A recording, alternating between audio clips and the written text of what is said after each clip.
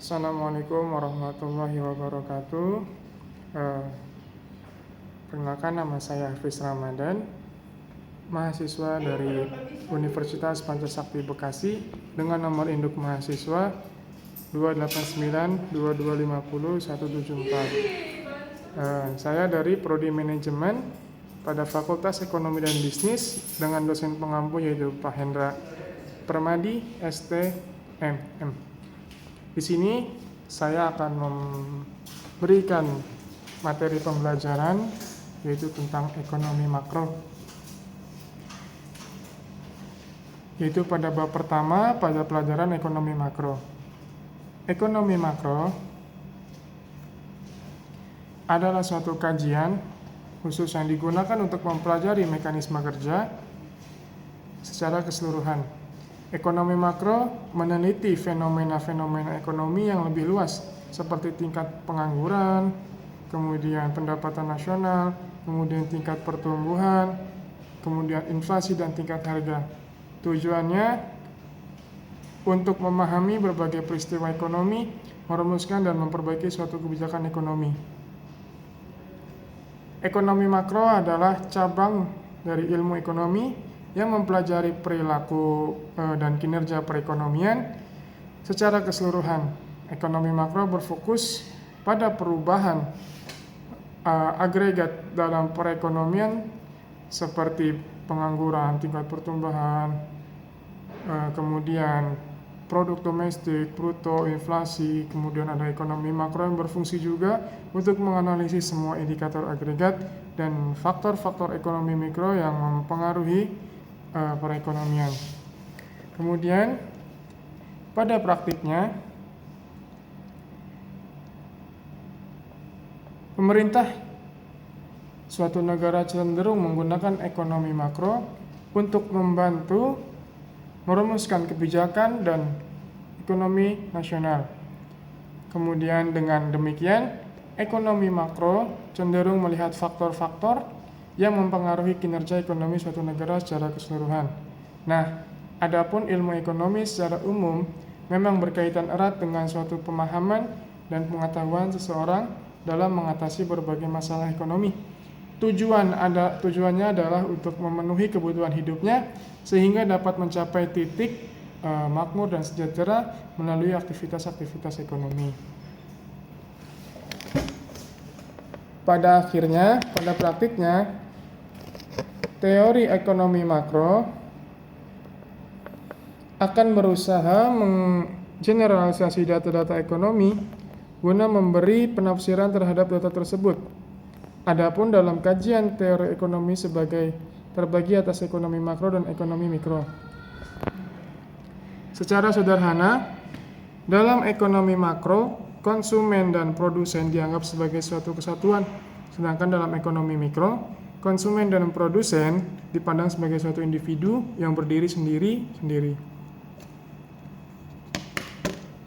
Selanjutnya kita akan membahas mengenai tujuan dari ekonomi makro. Tujuan dari ekonomi makro yaitu ekonomi makro berfungsi atau berfokus pada kinerja perekonomian suatu negara yang meliputi perubahan output ekonomi, inflasi, kemudian suku bunga dan nilai tukar mata uang asing, serta neraca berbagai aspek ini berinteraksi dengan saling mempengaruhi dalam skala besar.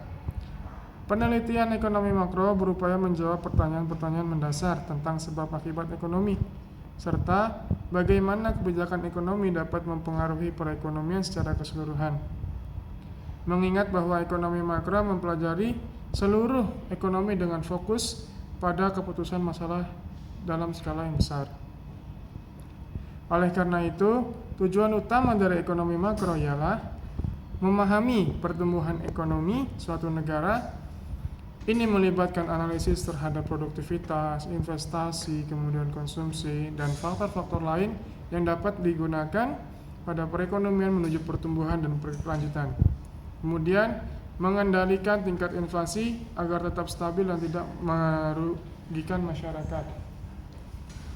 Kemudian mengurangi pengangguran dan menganalisis penyebabnya melalui penciptaan lapangan kerja baru dan mengatasi ketidakseimbangan ekonomi seperti defisit anggaran, defisit perdagangan, dan ketidaksetaraan pendapatan, dan mengoptimalkan kesejahteraan masyarakat secara keseluruhan. Ini melibatkan menciptakan kondisi ekonomi yang memungkinkan untuk pertumbuhan yang berkelanjutan, stabilitas harga, dan lapangan kerja yang cukup. Selanjutnya akan membahas mengenai ruang lingkup dan contoh ekonomi makro dalam pemerintahan. Ilmu ekonomi makro memberi peranan besar dalam pemerintahan karena mencakup penanganan masalah-masalah ekonomi dalam skala nasional. Adapun upaya-upaya yang dilakukan dalam penyelesaian masalah ekonomi makro dilakukan melalui kebijakan fiskal atau kebijakan moneter dan kebijakan pertumbuhan dan berkelanjutan.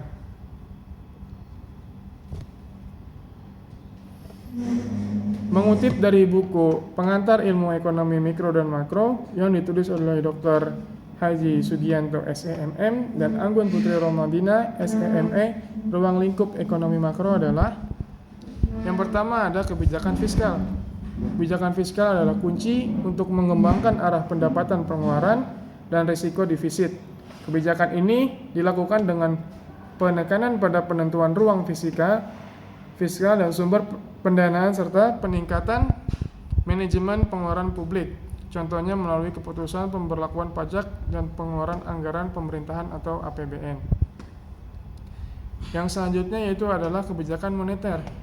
Selain pajak dan anggaran, variabel yang dilakukan oleh pemerintah adalah pengelolaan jumlah uang yang beredar, kemudian pengelolaan uang yang beredar di luar diatur oleh bank sentral dari suatu negara. Bank Sentral Indonesia adalah Bank Indonesia.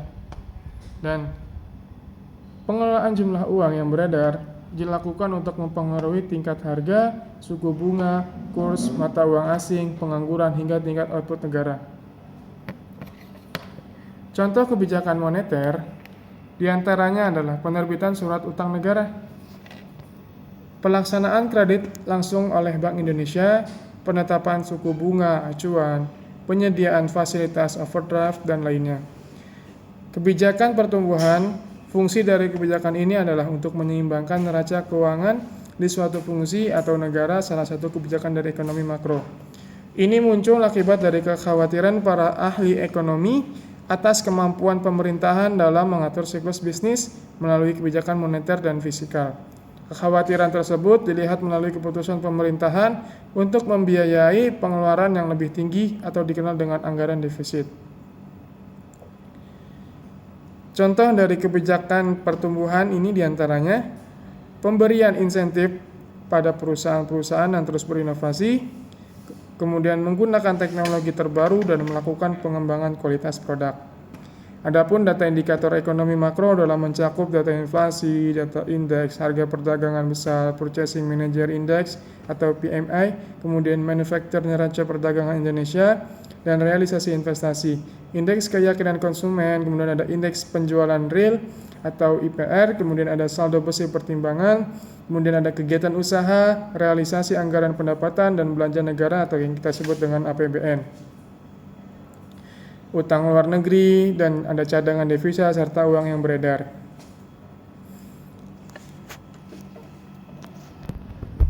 Ya, begitulah materi mengenai ekonomi makro. Kemudian jika kita bandingkan antara ilmu ekonomi makro dengan ilmu ekonomi mikro, dua cabang utama dari ilmu ekonomi adalah ekonomi makro, yaitu makroekonomi dan ekonomi mikro.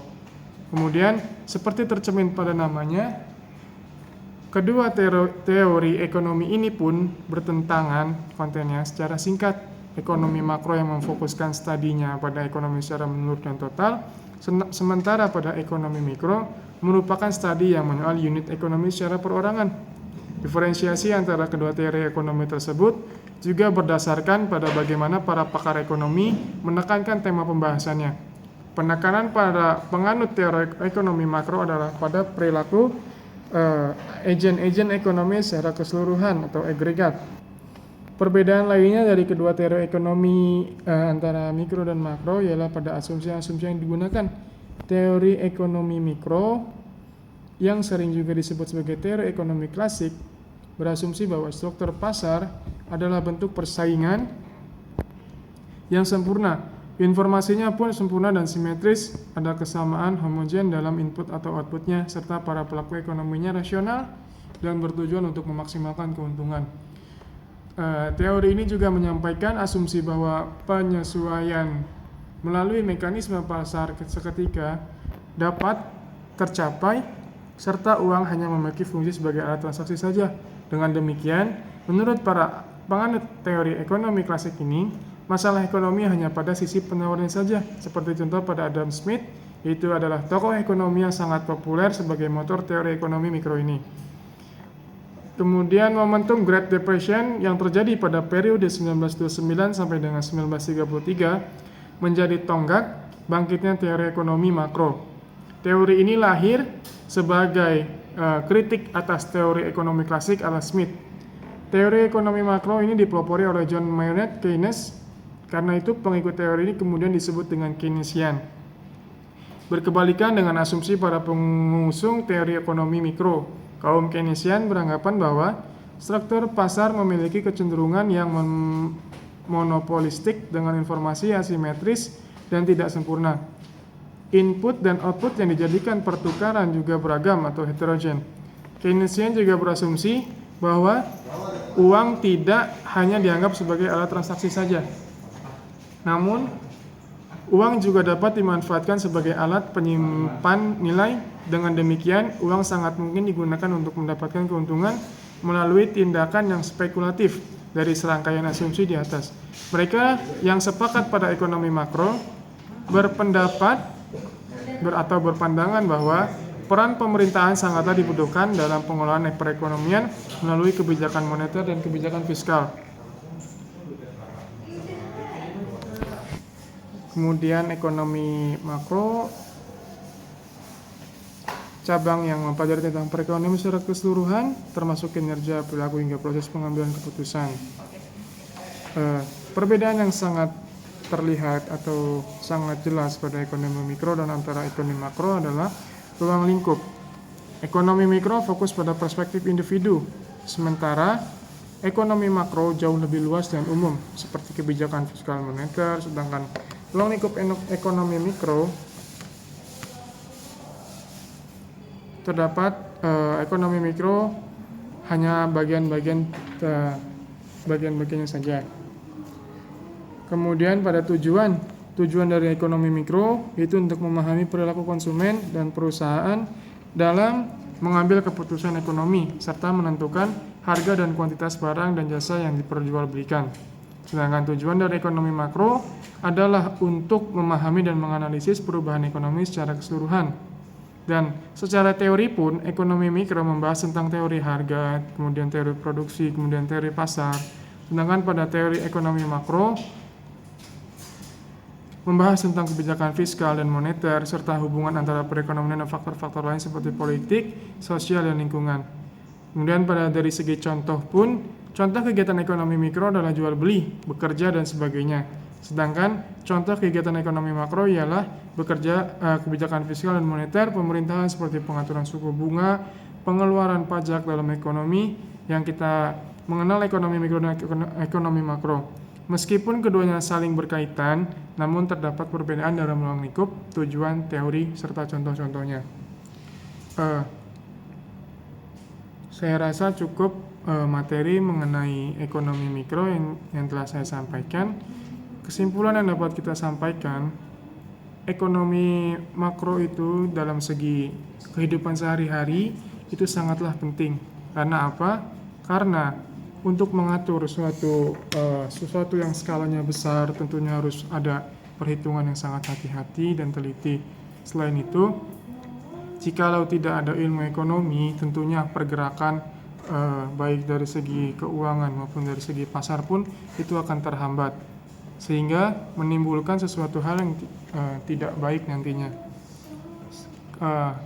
Pada dasarnya ekonomi makro juga diperlukan baik dari kehidupan sehari-hari, di kehidupan bermasyarakat, dan di kehidupan lain-lainnya. Mungkin cukup sekian yang dapat saya sampaikan, kurang lebihnya mohon maaf. Wabillahi taufiq wal hidayah. Assalamualaikum warahmatullahi wabarakatuh.